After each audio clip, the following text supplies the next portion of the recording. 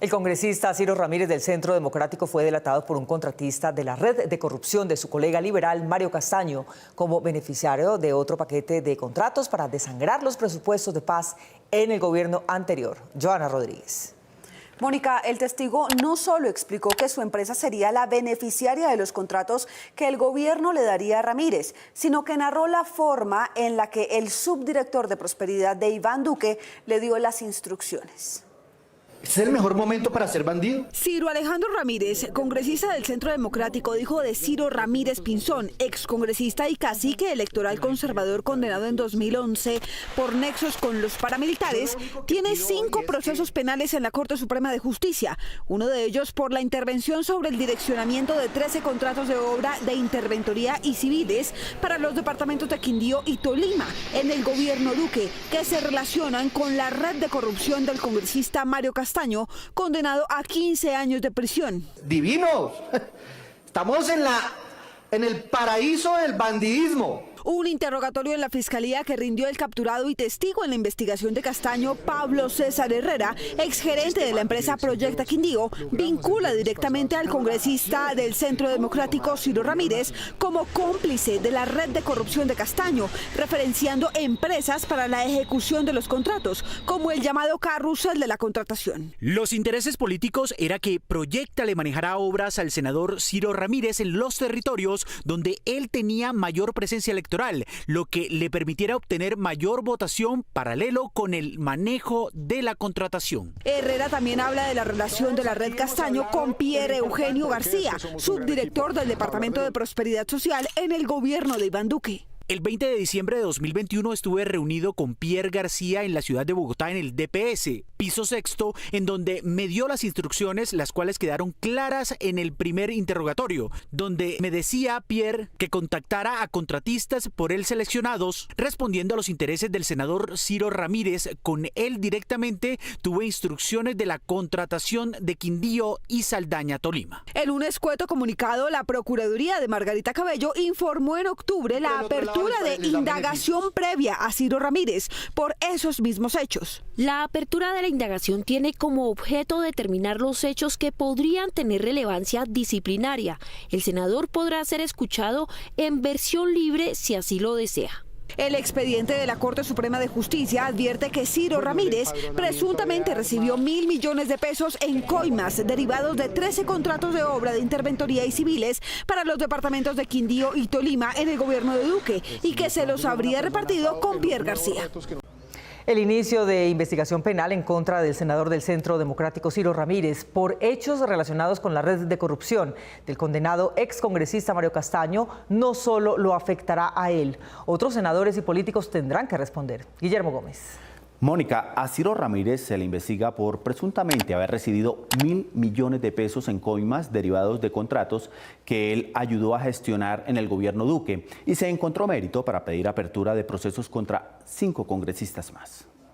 La investigación que abrió la Sala de Instrucción de la Corte Suprema contra el senador del uribismo Ciro Ramírez se relaciona con coimas por 1.000 millones de pesos que al parecer él recibió por gestionar contratos de obras civiles e interventoría para los departamentos de Quindío y Tolima. Los éxitos del gobierno del presidente Uribe. En la información que los investigadores consignaron en el expediente, se asegura que los 13 contratos públicos que él logró que se concretaran costaron cerca de 20.000 millones de pesos. En contraprestación por esa adjudicación, Pierre Eugenio García Yaquier y Ciro Ramírez Cortés habrían recibido un pago parcial de 1.000 millones de pesos. Esos 1.000 millones de pesos no habrían sido solo para el congresista boyacense. Ciro Ramírez, al parecer, se los repartió con otro alfil del Centro Democrático, el tolimense Pierre Eugenio García Yaquier, quien fue subdirector del Departamento de Prosperidad Social en el gobierno Duque. Más detalles sobre los pagos. Entre las evidencias de la Corte hay un testigo que los incrimina. Su relato explica cómo era el entramado de corrupción y cuenta sobre las reuniones que se hicieron. Delató que en uno de los encuentros el senador Ciro Ramírez y García Yaquier le inquirieron sobre la posibilidad de obtener el 10% del valor total de las contrataciones, lo anterior en alusión a las exigencias de coimas. La entidad estatal para la que trabajaba el testigo debía contratar por medio de invitaciones privadas a quienes eran elegidos por Ciro Ramírez y sus copartícipes para que ejecutaran los contratos que eran financiados con recursos del Fondo Fondo de Inversión para la Paz. En específico, destacó el declarante, le requirieron orientar los procesos de contratación en favor de los intereses de Anderson González González y Raúl Alfonso Cardoso Ordóñez. La Sala de Instrucción de la Suprema expedirá copias por hechos similares contra los políticos Juan Felipe Lemos, del partido de la U, Sami Merek y Miguel Ángel Barreto, del Partido Conservador, así como contra Carlos Abraham Jiménez y Carlos Fernando Motoa, de Cambio Radical. De nada le sirvió al excongresista Mario Castaño argumentar su propia obesidad para conseguir una cárcel VIP de político. La Corte Suprema lo mandó a una cárcel normal por 16 años luego de analizar la forma en la que él y el cartel que organizó en el Capitolio saquearon los fondos de la paz para hacer latrizas, los de la mitigación de desastres y los fondos de cultura para los municipios. Lo queremos hacer. El ex congresista liberal Mario Castaño, protagonista de uno de los escándalos de corrupción más sonados de los tiempos recientes en el país, fue condenado esta semana por la Corte Suprema a 16 años de prisión tras aceptar los delitos de concierto para delinquir, interés indebido en la celebración de contratos, peculado por apropiación, estafa agravada y concusión. Para la sala, el senador Mario Castaño tenía plena capacidad para comprender la ilicitud de sus actos, pues así lo revela su sanidad mental y la plena conciencia sobre la ilicitud de su comportamiento, al punto que de manera voluntaria solicitó la diligencia de formulación de cargos y los aceptó en su totalidad. En la sentencia de 189 páginas se hace una narración detallada de la empresa criminal que logró montar y manejar Castaño para permear varios ministerios, alcaldías y otras entidades del país, en donde se robó miles de millones de recursos públicos. La organización del excongresista, conocida como Las Marionetas, habría desviado al menos 112.000 millones de pesos.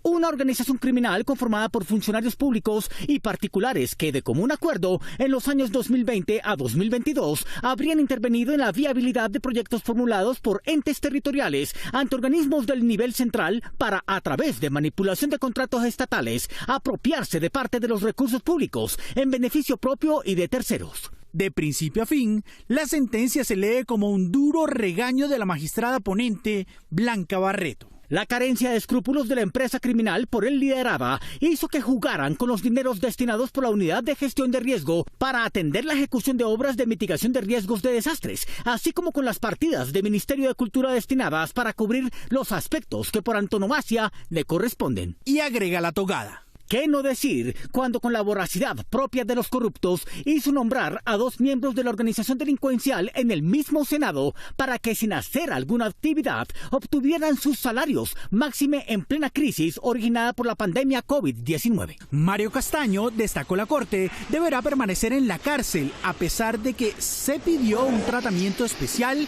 debido a que sufre, según sus abogados, de obesidad mórbida, hipertensión arterial, diabetes tipo 2 y trombos pulmonares, entre otras afecciones.